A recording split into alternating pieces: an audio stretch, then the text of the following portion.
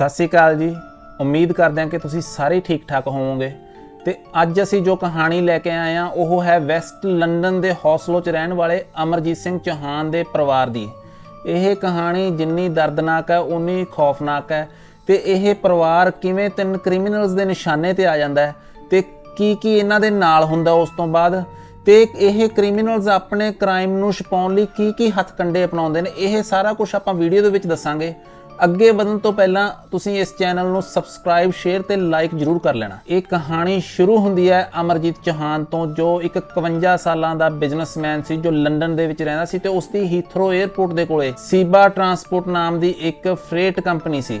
ਇਹ ਸਾਲਾਨਾ $5 ਮਿਲੀਅਨ ਦਾ ਕਾਰੋਬਾਰ ਕਰਦੀ ਸੀ, ਜਿਸ ਨਾਲ ਉਹ ਆਪਣੇ ਪਰਿਵਾਰ ਨੂੰ ਇੱਕ ਕੰਫਰਟੇਬਲ ਲਾਈਫਸਟਾਈਲ ਪ੍ਰੋਵਾਈਡ ਕਰ ਰਿਹਾ ਸੀ। ਤੇ ਇਹ ਇੰਨਾ ਜ਼ਿਆਦਾ ਪੈਸਾ ਸੀ ਜਿਸ ਉੱਤੇ 54 ਸਾਲਾ ਕੈਨੇਥ ਰੀਗਨ ਤੇ 52 ਸਾਲਾ ਵਿਲੀਅਮ ਹੋਰਸੇ ਹੱਥ ਸਾਫ਼ ਕਰਨਾ ਚਾਹੁੰਦੇ ਸੀ। ਕੈਨੇਥ ਰੀਗਨ ਨੇ ਥੋੜੇ ਟਾਈਮ ਪਹਿਲਾਂ ਹੀ ਅਮਰਜੀਤ ਚੌਹਾਨ ਦੀ ਕੰਪਨੀ ਸੀਬਾ ਫਰੇਟ ਦੇ ਵਿੱਚ ਡਿਲੀਵਰੀ ਬॉय ਦੀ ਜੌਬ ਸ਼ੁਰੂ ਕੀਤੀ ਸੀ, ਪਰ ਉਸ ਦੀ ਕ੍ਰਿਮੀਨਲ ਮੈਂਟੈਲਿਟੀ ਨੂੰ ਇਹ ਡਰੱਗਸ ਦਾ ਧੰਦਾ ਕਰਕੇ ਤੇ ਮਨੀ ਲਾਂਡਰਿੰਗ ਦੇ ਰਾਹੀਂ ਜ਼ਿਆਦਾ ਪੈਸੇ ਕਮਾਉਣ ਦੀ ਇੱਕ ਵੱਡੀ ਓਪਰਚੁਨਿਟੀ ਲੱਗੀ। ਪਲਾਨ ਮੁਤਾਬਿਕ ਇਹਨਾਂ ਨੇ ਸਭ ਤੋਂ ਪਹਿਲਾਂ ਉਸ ਬਿਜ਼ਨਸ ਨੂੰ ਓਵਰਟੇਕ ਕਰਨਾ ਸੀ ਤੇ ਫਿਰ ਡਰੱਗ ਡੀਲਸ ਰਾਹੀਂ ਕਮਾਇਆ ਹੋਇਆ ਪੈਸਾ ਇਸ ਬਿਜ਼ਨਸ ਦੇ ਅਕਾਊਂਟਸ ਥਰੂ ਚੈਨਲਾਈਜ਼ ਕਰਕੇ ਉਹਨਾਂ ਨੂੰ ਲੀਗਲਾਈਜ਼ ਕਰਕੇ ਇੱਕ ਐਸ਼ੋ ਆਰਾਮ ਦੀ ਜ਼ਿੰਦਗੀ ਬਿਤਾਉਣ ਦਾ ਸੁਪਨਾ ਦੇਖਿਆ ਸੀ। ਕੈਨੇਥ ਰੀਗਨ ਦੀ ਸਾਰੀ ਜ਼ਿੰਦਗੀ ਕ੍ਰਾਈਮ ਦੇ ਵਿੱਚ ਲੰਘੀ ਸੀ ਤੇ ਉਸਨੇ ਹੀ ਇਸ ਕਤਲ ਦੀ ਪਲੈਨਿੰਗ ਕੀਤੀ ਸੀ। ਉਸ ਦੇ ਕ੍ਰਿਮੀਨਲ ਪਾਸਟ ਦੇ ਵਿੱਚ ਕ੍ਰਿਮੀਨਲ ਡੀਲਸ, ਡਰੱਗ ਟ੍ਰੈਫਿਕਿੰਗ ਤੇ ਹੋਰ ਤਰ੍ਹਾਂ ਦੇ ਫਰਾਡ ਸਾਰੇ ਲੰਡਨ ਵਿੱਚ ਮਸ਼ਹੂਰ ਸੀ ਤੇ 1998 ਦੇ ਵਿੱਚ ਉਹ 30 ਕਿਲੋਗ੍ਰਾਮ ਹੈਰੋਇਨ ਦੇ ਕੇਸ ਦੇ ਵਿੱਚ ਜੇਲ੍ਹ ਗਿਆ ਸੀ। ਇਸੇ ਕੇਸ ਦੇ ਵਿੱਚ ਜਦੋਂ ਪੁਲਿਸ ਉਸ ਨੂੰ ਫੜਨ ਲੱਗੀ ਤੇ ਇਹ ਪੁਲਿਸ ਤੋਂ ਭੱਜਣ ਲੱਗਿਆ ਤਾਂ ਇਸਨੇ ਇੱਕ ਲੇਡੀ ਆਫੀਸਰ ਦੇ ਉੱਤੇ ਗੱਡੀ ਚੜਾ ਦਿੱਤੀ ਸੀ। ਕੈਨੇਥ ਰੀਗਨ ਨੂੰ ਇਸ ਕੇਸ ਦੇ ਵਿੱਚ 20 ਸਾਲ ਦੀ ਸਜ਼ਾ ਹੋਈ ਸੀ, ਪਰ ਉਸਨੇ ਪੁਲਿਸ ਨਾਲ ਇੱਕ ਡੀਲ ਕੀਤੀ ਕਿ ਉਹ ਸ਼ਹਿਰ ਦੇ ਸਾਰੇ ਡਰੱਗ ਸਮਗਲਰ ਜੋ ਉਹਦੇ ਐਸੋਸੀਏਟਸ ਵੀ ਸੀ ਉਹਨਾਂ ਨੂੰ ਫੜਵਾਊਗਾ ਤੇ ਉਹਨਾਂ ਦੇ ਖਿਲਾਫ ਕੋਰਟ ਦੇ ਵਿੱਚ ਸਰਕਾਰੀ ਗਵਾਹ ਬਣੂਗਾ, ਜਿਸ ਕਰਕੇ ਉਸ ਦੀ ਸਜ਼ਾ 20 ਸਾਲ ਤੋਂ ਘਟ ਕੇ ਸਿਰਫ 8 ਸਾਲ ਰਹਿ ਗਈ ਸੀ। ਸਰਕਾਰੀ ਗਵਾਹ ਬਣ ਜਾਣ ਨਾਲ ਉਹਦੀ ਸਜ਼ਾ ਤਾਂ ਘਟ ਗਈ ਸੀ, ਪਰ ਜੇਲ੍ਹ ਤੋਂ ਬਾਹਰ ਆ ਕੇ ਉਹ ਆਪਣੇ ਪੁਰਾਣੇ ਤੌਰ ਤਰੀਕੇ ਕਿ ਜਿਵੇਂ ਕਿ drug selling, drug dealing large ਪੱਧਰ ਦੇ ਉੱਤੇ ਉਸ ਦੇ ਨਾਲ ਉਸ ਦਾ ਹਾਈ ਫਾਈ ਲਾਈਫਸਟਾਈਲ ਜਿਸ ਨੂੰ ਉਹ ਸਪੋਰਟ ਕਰਦਾ ਸੀ ਉਹ ਕਰਨਾ ਇੰਪੋਸੀਬਲ ਹੋ ਗਿਆ ਸੀ, ਕਿਉਂਕਿ ਜੇਲ੍ਹ ਦੇ ਵਿੱਚ ਸਾਰਿਆਂ ਨੂੰ ਪਤਾ ਲੱਗ ਗਿਆ ਸੀ ਕਿ ਕੈਨੇਥ ਰੀਗਨ ਇੱਕ ਸਨਿਚ ਹੈ। ਆਖਿਰ ਪੁਲਿਸ ਦੇ ਨਾਲ ਕੀਤੀ ਇਸ ਡੀਲ ਦੇ ਕਾਰਨ ਉਹ ਜੇਲ੍ਹ ਤੋਂ ਤਾਂ 3 ਸਾਲ ਬਾਅਦ ਰਿਹਾ ਹੋ ਗਿਆ, ਪਰ ਜਦੋਂ ਉਹ ਜੇਲ੍ਹ ਤੋਂ ਬਾਹਰ ਆਇਆ ਤਾਂ ਉਸ ਦੇ ਕੋਲੇ ਨਾ ਕੋਈ ਪੈਸਾ ਸੀ, ਨਾ ਕੋਈ ਧੇਲਾ ਸੀ, ਨਾ ਹੀ ਕੋਈ ਪ੍ਰਾਪਰਟੀ ਸੀ, ਕਿਉਂਕਿ ਕੋਰਟ ਨੇ ਸਾਰੀ ਪ੍ਰਾਪਰਟੀ ਉਸ ਦੀ ਜ਼ਬਤ ਕਰ ਲਈ ਸੀ। ਇੱਥੋਂ ਤੱਕ ਕਿ ਉਸ ਨੂੰ ਰਹਿਣ ਲਈ ਵੀ ਆਪਣੇ ਪਿਤਾ ਤੋਂ ਪੁੱਛਣਾ ਪਿਆ ਤੇ ਉਹ ਆਪਣੇ ਪਿਤਾ ਦੇ ਨਾਲ ਇੱਕ ਛੋਟੇ ਜਿਹੇ ਬੈੱਡਰੂਮ ਦੇ ਵਿੱਚ ਰਹਿੰਦਾ ਹੁੰਦਾ ਸੀ, ਜਿਸ ਕਰਕੇ ਉਹ ਪੈਸੇ ਕਮਾਉਣ ਦੇ ਨਵੇਂ-ਨਵੇਂ ਤਰੀਕੇ ਲੱਭਣ ਲੱਗਿਆ। ਹੁਣ ਕੈਨੇਥ ਰੀਗਨ ਦੀ ਐਂਟਰੀ ਹੁੰਦੀ ਹੈ ਅਮਰਜੀਤ ਚੌਹਾਨ ਦੀ ਜ਼ਿੰਦਗੀ ਦੇ ਵਿੱਚ। ਇੱਕ ਦਿਨ ਕੈਨੇਥ ਰੀਗਨ ਕੰਮ ਲੱਭਦਾ ਅਮਰਜੀਤ ਚੌਹਾਨ ਦੇ ਬਿਜ਼ਨਸ ਤੇ ਆਉਂਦਾ ਤੇ ਅਮਰਜੀਤ ਚੌਹਾਨ ਨੂੰ ਉਸ ਦੀ ਕ੍ਰਿਮੀਨਲ ਬੈਕਗ੍ਰਾਉਂਡ ਦੇ ਬਾਰੇ ਪਤਾ ਹੋਣ ਦੇ ਬਾਵਜੂਦ ਉਸ ਨੂੰ ਕੰਮ ਤੇ ਰੱਖ ਲੈਂਦਾ ਤੇ ਡਿਲੀਵਰੀ ਬॉय ਦੀ ਜੌਬ ਦੇ ਦਿੰਦਾ। ਕੈਨੇਥ ਰੀਗਨ ਨੂੰ ਜੌਬ ਦੇ ਉੱਤੇ ਰੱਖਣ ਦਾ ਇੱਕ ਕਾਰਨ ਇਹ ਵੀ ਸੀ ਕਿ ਅਮਰਜੀਤ ਚੌਹਾਨ ਪਰਸਨਲੀ ਇਹ ਮੰਨਦੇ ਸੀ ਕਿ ਹਰ ਇੱਕ ਇਨਸਾਨ ਨੂੰ ਸੈਕੰਡ ਚਾਂਸ ਜ਼ਰੂਰ ਮਿਲਣਾ ਚਾਹੀਦਾ ਹੈ। ਤੇ ਤੁਹਾਨੂੰ ਦੱਸ ਦਈਏ ਕਿ ਅਮਰਜੀਤ ਚੌਹਾਨ ਵੀ ਇੰਗਲੈਂਡ ਦੇ ਵਿੱਚ ਟੈਕਸ ਇਵੇਜਨ ਦੇ ਚੱਕਰ ਵਿੱਚ ਜੇਲ੍ਹ ਜਾ ਕੇ ਆਏ ਹੋਏ ਨੇ ਤੇ ਉਹਨਾਂ ਨੇ ਸਾਰਾ ਬਿਜ਼ਨਸ ਜੇਲ੍ਹ ਤੋਂ ਬਾਹਰ ਆ ਕੇ ਖੜਾ ਕੀਤਾ ਸੀ। ਸੋ ਅਮਰਜੀਤ ਚੌਹਾਨ ਨੇ ਤਾਂ ਚੰਗਾ ਹੀ ਸੋਚਿਆ ਸੀ। ਕੈਨੇਥ ਰੀਗਨ ਕੰਪਨੀ ਦੇ ਵਿੱਚ ਕੁਝ ਸਮਾਂ ਕੰਮ ਕਰਨ ਤੋਂ ਬਾਅਦ ਕੰਪਨੀ ਨੂੰ ਤੇ ਅਮਰਜੀਤ ਚੌਹਾਨ ਨੂੰ ਚੰਗੀ ਤਰ੍ਹਾਂ ਸਮਝਣ ਤੋਂ ਬਾਅਦ ਇੱਕ ਦਿਨ ਅਮਰਜੀਤ ਚੌਹਾਨ ਨੂੰ ਕਹਿੰਦਾ ਹੈ ਕਿ ਉਹਨਾਂ ਕੋਲੇ ਇੱਕ ਇਨਵੈਸਟਰ ਹੈ ਜਿਹੜਾ 3 ਮਿਲੀਅਨ ਪਾਉਂਡ ਦੇ ਵਿੱਚ ਉਹਦਾ ਬਿਜ਼ਨਸ ਖਰੀਦਣਾ ਚਾਹੁੰਦਾ ਤੇ ਅਮਰਜੀਤ ਚੌਹਾਨ ਇੱਕ ਬਿਜ਼ਨਸ ਮਾਈਂਡਡ ਪਰਸਨ ਸੀ। ਉਹਨਾਂ ਨੂੰ ਇੱਕ ਚੰਗੀ ਓਪਰਚੁਨਿਟੀ ਲੱਗੀ ਤੇ ਉਹ ਉਸ ਇਨਵੈਸਟਰ ਨੂੰ ਮਿਲਣ ਲਈ ਰਾਜੀ ਹੋ ਗਏ। 13 ਫਰਵਰੀ 2003 ਨੂੰ ਮਿਸਟਰ ਚੌਹਾਨ ਉਸ ਇਨਵੈਸਟਰ ਨੂੰ ਮਿਲਣ ਦੇ ਲਈ ਇੰਗਲੈਂਡ ਦੇ ਇੱਕ ਸ਼ਹਿਰ ਸਟੋਨਹਿੰਜ ਜੋ ਵਿਲਸ਼ਾਇਰ ਦੇ ਲਾਗੇ ਆ ਉੱਥੇ ਜਾਂਦੇ ਨੇ, ਪਰ ਉਸ ਇਨਵੈਸਟਰ ਦੀ ਥਾਂ ਤੇ ਕੈਨੇਥ ਰੀਗਨ ਆਪਣੇ 2 ਸਾਥੀ ਵਿਲੀਅਮ ਹੌਰਸੀ ਤੇ ਪੀਟਰ ਲੀਜ਼ ਦੇ ਨਾਲ ਉਹਨਾਂ ਦੀ ਵੇਟ ਕਰ ਰਿਹਾ ਸੀ ਤੇ ਉਹ ਉਸ ਨੂੰ ਉੱਥੇ ਅਗਵਾ ਕਰ ਲੈਂਦੇ ਨੇ। ਇਸ ਤੋਂ ਬਾਅਦ ਮਿਸਟਰ ਚੌਹਾਨ ਨੂੰ ਕੈਨੇਥ ਰੀਗਨ ਦੇ ਘਰ ਜੋ ਵਿਲਟਨ ਸੈਲਿਸਬਰੀ ਦੇ ਵਿੱਚ ਪੈਂਦਾ ਸੀ ਉੱਥੇ ਲਿਜਾਇਆ ਜਾਂਦਾ। ਉੱਥੇ ਉਸ ਨੂੰ ਬੰਨਿਆ ਜਾਂਦਾ ਹੈ, ਮਾਰਿਆ ਕੁੱਟਿਆ ਜਾਂਦਾ ਤੇ ਉਸ ਤੋਂ ਬਲੈਂਕ ਲੈਟਰ ਹੈਡਸ ਦੇ ਉੱਤੇ ਸਾਈਨ ਕਰਵਾਏ ਜਾਂਦੇ ਨੇ ਤੇ ਉਸ ਤੋਂ ਆਪਣੇ ਪਰਿਵਾਰ ਨੂੰ ਭੇਜਣ ਲਈ ਵੌਇਸ ਮੈਸੇजेस ਵੀ ਰਿਕਾਰਡ ਕਰਾਏ ਜਾਂਦੇ ਨੇ ਤਾਂ ਜੋ ਕਿ ਪਰਿਵਾਰ ਕਿਤੇ ਪੁਲਿਸ ਨੂੰ ਅਲਰਟ ਨਾ ਕਰ ਦੇਵੇ। ਕੈਨੇਥ ਰੀਗਨ ਦਾ ਪਲਾਨ ਇਹ ਸੀ ਕਿ ਜਿਹੜੀਆਂ ਬਲੈਂਕ ਲੈਟਰ ਹੈਡਸ ਦੇ ਉੱਤੇ ਉਸਨੇ ਅਮਰਜੀਤ ਚੌਹਾਨ ਤੋਂ ਸਾਈਨ ਕਰਵਾਏ ਸੀ ਉਹਨਾਂ ਉੱਤੇ ਬਾਅਦ ਵਿੱਚ ਉਹ ਇਹ ਲਿਖੂਗਾ ਕਿ ਅਮਰਜੀਤ ਚੌਹਾਨ ਨੇ ਆਪਣਾ ਸਾਰਾ ਬਿਜ਼ਨਸ ਕੈਨੇਥ ਰੀਗਨ ਨੂੰ ਸੌਂਪ ਦਿੱਤਾ ਹੈ ਤੇ ਜਦੋਂ ਤੱਕ ਇਹ ਸਾਰਾ ਪ੍ਰੋਸੈਸ ਪੂਰਾ ਨਹੀਂ ਹੁੰਦਾ ਉਦੋਂ ਤੱਕ ਉਸ ਨੂੰ ਜਿਉਂਦਾ ਰੱਖਿਆ ਜਾਵੇ। ਤੇ ਪੁਲਿਸ ਦਾ ਵੀ ਇਹੀ ਮੰਨਣਾ ਹੈ ਕਿ ਮਿਸਟਰ ਚੌਹਾਨ ਨੂੰ ਕਿਡਨੈਪ ਕਰਨ ਤੋਂ ਬਾਅਦ ਕੁਝ ਦਿਨ ਜਿਉਂਦਾ ਰੱਖਿਆ ਗਿਆ ਸੀ। ਪਰ ਗੱਲ ਇਹ ਵੀ ਹੈ ਕਿ ਜੇ ਉਸ ਸਮੇਂ ਦੇ ਵਿੱਚ ਉਸ ਦੇ ਆਲੇ ਦੁਆਲੇ ਦੇ ਲੋਕ, ਮਿਸਟਰ ਚੌਹਾਨ ਦੇ ਆਲੇ ਦੁਆਲੇ ਦੇ ਲੋਕ ਪੁਲਿਸ ਨੂੰ ਕਿਸੇ ਤਰੀਕੇ ਅਲਰਟ ਕਰ ਦਿੰਦੇ ਤਾਂ ਸ਼ਾਇਦ ਉਹਨਾਂ ਦਾ ਜੀਵਨ ਤਾਂ ਬਚ ਜਾਂਦਾ, ਤੇ ਪਰ ਅੱਗੇ ਜਿਹੜੀ ਉਹਨਾਂ ਦੇ ਪਰਿਵਾਰ ਦੇ ਉੱਤੇ ਆਉਣ ਵਾਲੀ ਮੁਸੀਬਤ ਸੀ ਸ਼ਾਇਦ ਉਹ ਵੀ ਨਾ ਆਉਂਦੀ। ਬਟ ਜਦੋਂ ਮਿਸਟਰ ਚੌਹਾਨ 13 ਫਰਵਰੀ ਨੂੰ ਘਰੇ ਨਾ ਆਏ ਤਾਂ ਸੁਭਾਵਿਕ ਤੌਰ ਤੇ ਉਹਨਾਂ ਦੀ ਪਤਨੀ ਨੇ ਉਸ ਨੂੰ ਫੋਨ ਕੀਤਾ ਤੇ ਉਹਨਾਂ ਦਾ ਫੋਨ ਬੰਦ ਆ ਰਿਹਾ ਸੀ। ਇਸ ਤੋਂ ਬਾਅਦ ਉਹਨਾਂ ਦੀ ਪਤਨੀ ਆਪਣੀ ਹੀ ਕੰਪਨੀ ਸੀਬਾ ਫਰੇਟ ਦੇ ਵਿੱਚ ਫੋਨ ਕਰਦੀ ਹੈ ਤੇ EMPLOYEES ਤੋਂ ਪੁੱਛਦੀ ਹੈ, ਪਰ EMPLOYEE ਕੋਈ ਜ਼ਿਆਦਾ ਜਾਣਕਾਰੀ ਨਹੀਂ ਦੇ ਸਕੇ। ਬਟ ਇੰਨੇ ਵਿੱਚ ਹੀ ਮਿਸਟਰ ਚੌਹਾਨ ਦਾ ਇੱਕ ਵੌਇਸ ਮੈਸੇਜ ਨੈਂਸੀ ਚੌਹਾਨ ਨੂੰ ਆਉਂਦਾ ਹੈ, ਜਿਸ ਦੇ ਵਿੱਚ ਉਹਨਾਂ ਨੇ ਕਿਹਾ ਸੀ ਕਿ ਉਹ ਕਿਸੇ ਬਿਜ਼ਨਸ ਮੀਟਿੰਗ ਦੇ ਲਈ ਨੀਦਰਲੈਂਡ ਜਾ ਰਹੇ ਨੇ ਤੇ ਉਹ ਕੁਝ ਹੀ ਦਿਨਾਂ ਦੇ ਵਿੱਚ ਵਾਪਸ ਆ ਜਾਣਗੇ। ਬਟ ਵੌਇਸ ਮੈਸੇਜ ਦੀ ਦਿੱਕਤ ਇਹ ਸੀ ਕਿ ਉਹ ਵੌਇਸ ਮੈਸੇਜ ਇੰਗਲਿਸ਼ ਦੇ ਵਿੱਚ ਸੀ,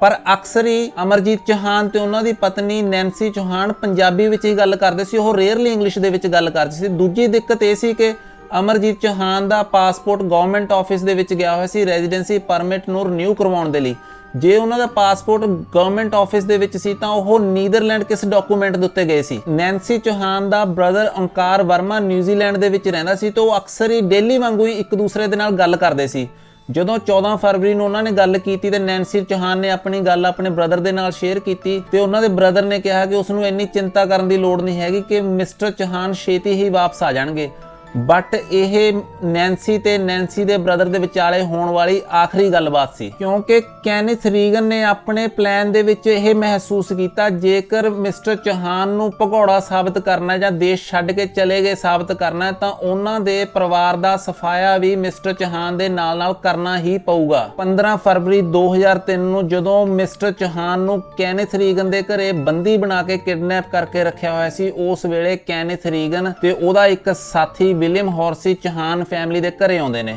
ਤਾਂ ਉਹਨਾਂ ਦੇ ਘਰੇ ਉਸ time mister Chauhan the wife Nancy, mister Chauhan the mother in ਲਾ ਨੈਂਸੀ ਦੀ ਮਦਰ ਚਰਨਜੀਤ ਕੌਰ ਜਿਨ੍ਹਾਂ ਦੀ ਉਮਰ 51 ਸਾਲ ਦੀ ਸੀ, ਮਿਸਟਰ ਚੌਹਾਨ ਦੇ 2 ਬੱਚੇ ਰਵਿੰਦਰ ਸਿਰਫ 2 ਮਹੀਨਿਆਂ ਦਾ ਸੀ ਤੇ ਦਵਿੰਦਰ ਸੀ ਜਿਹੜਾ ਉਹ ਸਿਰਫ 1.5 ਸਾਲ ਦਾ ਸੀ। ਉਹਨਾਂ ਨੂੰ ਘਰ ਦੇ ਵਿੱਚ ਉਹਨਾਂ ਦਾ ਕਤਲ ਕੀਤਾ ਜਾਂਦਾ ਹੈ ਤੇ ਫਿਰ ਉਹਨਾਂ ਦੀਆਂ ਲਾਸ਼ਾਂ ਨੂੰ ਵੈਨ ਦੇ ਵਿੱਚ ਪਾ ਕੇ ਲੈ ਜਾਇਆ ਜਾਂਦਾ ਉੱਥੋਂ। ਐਗਜ਼ੈਕਟਲੀ 2 ਦਿਨ ਬਾਅਦ ਕੈਨਿਥ ਰੀਗਨ ਜਿਹੜੇ ਡਾਕੂਮੈਂਟ ਉਸਨੇ ਮਿਸਟਰ ਚੌਹਾਨ ਤੋਂ ਫੋਰਸਫੁਲੀ ਸਾਈਨ ਕਰਵਾਏ ਸੀ ਉਹ ਲੈ ਕੇ ਮਿਸਟਰ ਚੌਹਾਨ ਦੀ ਹੀ ਕੰਪਨੀ ਸੀਬਾ ਫਰੇਟ ਦੇ ਵਿੱਚ ਆਉਂਦਾ ਹੈ ਤੇ ਪਾਵਰ ਆਫ ਅਟਰਨੀ ਦੇ ਡਾਕੂਮੈਂਟ ਦਿਖਾ ਕੇ ਉਸ ਕੰਪਨੀ ਦੇ ਉੱਤੇ ਆਪਣਾ ਕੰਟਰੋਲ ਐਸਟੈਬਲਿਸ਼ ਕਰ ਲੈਂਦਾ ਹੈ। ਹਾਲਾਂਕਿ ਉਹਨਾਂ ਦੀ ਕੰਪਨੀ ਦੇ ਸਟਾਫ ਨੂੰ ਸ਼ੱਕ ਤਾਂ ਹੁੰਦਾ, ਪਰ ਕੈਨਿਥ ਰੀਗਨ ਦੇ ਕੋਲੇ ਲੀਗਲ ਡਾਕੂਮੈਂਟ ਹੋਣ ਕਰਕੇ ਤੇ ਉਹਨਾਂ ਉੱਤੇ ਆਪਣੇ ਬੌਸ ਮਿਸਟਰ ਚੌਹਾਨ ਦੇ ਸਾਈਨ ਦੇਖ ਕੇ ਉਹਨਾਂ ਕੋਲੇ ਕੈਨਿਥ ਰੀਗਨ ਉੱਤੇ ਵਿਸ਼ਵਾਸ ਕਰਨ ਤੋਂ ਬਿਨਾ ਹੋਰ ਕੋਈ ਹੱਲ ਹੀ ਨਹੀਂ ਸੀ। ਇੱਕ ਗੱਲ ਇਹ ਵੀ ਸੀ ਕਿ ਮਿਸਟਰ ਚੌਹਾਨ ਟੈਕਸ ਇਵੇਜਨ ਦੇ ਚੱਕਰ ਵਿੱਚ ਕੁਝ ਸਮਾਂ ਇੰਗਲੈਂਡ ਦੀ ਜੇਲ੍ਹ ਵਿੱਚ ਲਗਾ ਚੁੱਕੇ ਸੀ ਤੇ ਇਸ ਗੱਲ ਬਾਰੇ ਉਹਨਾਂ ਦੇ ਸਾਰੇ ਸਟਾਫ ਨੂੰ ਤਕਰੀਬਨ ਪਤਾ ਸੀ।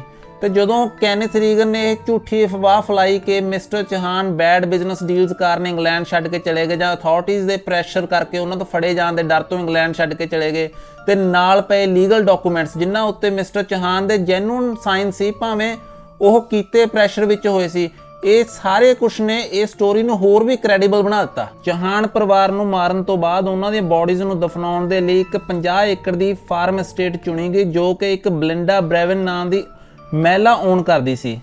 ਤੇ ਇਹ ਫਾਰਮ ਡੈਵਨ ਦੇ ਨੇੜੇ ਪੈਂਦੇ ਟਿਵਰਟਨ ਵਿੱਚ ਸੀ ਤੇ ਇਹ ਬਲਿੰਡਾ ਬ੍ਰੈਵਨ ਕੈਨਿਥ ਰੀਗਨ ਦੀ ਫਰੈਂਡ 1998 ਵਿੱਚ ਬਣੀ ਸੀ ਤੇ ਕੈਨਿਥ ਰੀਗਨ ਦੇ ਜੇਲ੍ਹ ਜਾਣ ਤੋਂ ਸਿਰਫ ਕੁਝ ਹਫ਼ਤੇ ਪਹਿਲਾਂ ਹੀ ਬਣੀ ਸੀ। ਜਦੋਂ ਇਹ ਸਾਰਾ ਕੁਝ ਹੋ ਰਿਹਾ ਸੀ ਤਾਂ ਨਿਊਜ਼ੀਲੈਂਡ ਰਹਿੰਦੇ ਓਂਕਾਰ ਵਰਮਾ ਦੀ ਚਿੰਤਾ ਵਧਣ ਲੱਗ ਜਾਂਦੀ ਹੈ, ਕਿਉਂਕਿ ਨਾ ਤਾਂ ਉਸਦੀ ਆਪਣੀ ਭੈਣ ਦੇ ਨਾਲ ਗੱਲ ਹੋ ਰਹੀ ਸੀ ਤੇ ਨਾ ਹੀ ਜੀਜੇ ਨਾਲ ਗੱਲ ਹੋ ਰਹੀ ਸੀ। ਸੋ ਉਹ ਪਹਿਲਾ ਕਦਮ ਚੱਕਦਾ, ਲੰਡਨ ਪੁਲਿਸ ਨੂੰ ਇਸ ਘਟਨਾ ਬਾਰੇ ਜਾਣਕਾਰੀ ਦਿੰਦਾ ਤੇ ਉਹਨਾਂ ਤੋਂ ਇਸ ਜਾਣਕਾਰੀ ਮੰਗਦਾ, ਬਟ ਲੰਡਨ ਪੁਲਿਸ ਨੇ ਉਹਦਾ ਕੋਈ ਜ਼ਿਆਦਾ ਸਾਥ ਨਹੀਂ ਦਿੱਤਾ। ਇਸ ਕਰਕੇ ਉਹ ਆਪਣਾ ਮਨ ਬਣਾਉਂਦਾ ਤੇ ਉਹ ਨਿਊਜ਼ੀਲੈਂਡ ਤੋਂ ਇੰਗਲੈਂਡ ਚਲਾ ਜਾਂਦਾ, ਲੰਡਨ ਪੁਲਿਸ ਕੋਲੇ ਚਲਾ ਜਾਂਦਾ ਸਿੱਧਾ। ਤੇ ਜਦੋਂ ਉਹ ਉੱਥੇ ਜਾਂਦਾ ਤੇ ਲੰਡਨ ਪੁਲਿਸ ਨੂੰ ਸਾਰੀ ਗੱਲਬਾਤ ਦੱਸਦਾ ਤੇ ਆਖਿਰਕਾਰ ਇੰਗਲੈਂਡ ਦੀ ਪੁਲਿਸ, ਲੰਡਨ ਦੀ ਪੁਲਿਸ ਉਹਨਾਂ ਦੇ ਘਰੇ ਜਾਣ ਨੂੰ ਮੰਨ ਜਾਂਦੀ ਹੈ। ਪਰ ਜਦੋਂ ਪੁਲਿਸ ਉਹਨਾਂ ਦੇ ਘਰੇ ਜਾਂਦੀ ਹੈ ਤਾਂ ਪੁਲਿਸ ਦੀ ਹੈਰਾਨੀ ਦੀ ਹੱਦ ਨਹੀਂ ਰਹੀ ਕਿ ਇੱਕ ਪਰਿਵਾਰ ਇਸ ਤਰ੍ਹਾਂ ਕਿਵੇਂ ਲਾਪਤਾ ਹੋ ਸਕਦਾ ਹੈ ਕਿ ਘਰ ਦੇ ਵਿੱਚ ਸਾਰੇ ਸੂਟਕੇਸ, ਸਾਰੇ ਲੈਪਟਾਪ, ਸਾਰੇ ਪਾਸਪੋਰਟ, ਉਸ ਦੀ ਮਾਂ ਦੀਆਂ ਰਿਟਰਨ ਟਿਕਟਾਂ, ਸਾਰਾ ਕੁਝ ਘਰ ਦੇ ਵਿੱਚ ਪਿਆ ਸੀ।